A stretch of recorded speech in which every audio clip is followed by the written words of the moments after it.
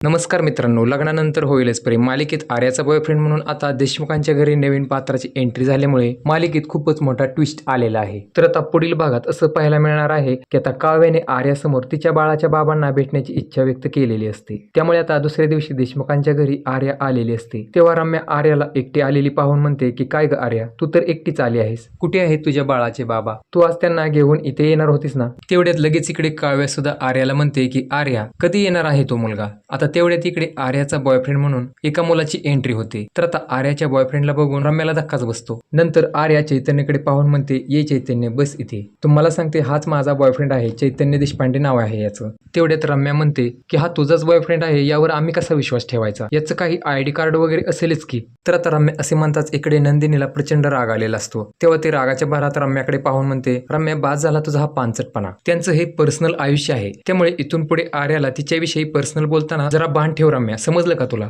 तर दुसरीकडे असं पाहायला मिळत आहे की आता इकडे देशमुखांच्या घरी गुरुजी अतिशय भयानक असे संकेत घेऊन आलेले असतात की देशमुखांच्या घरी खूप मोठं संकटाचं वादळ येणार आहे, खूप मोठी उलथापालथ होणार आहे. तर आता असे भाकीत करून गुरुजी तिथून निघून जातात.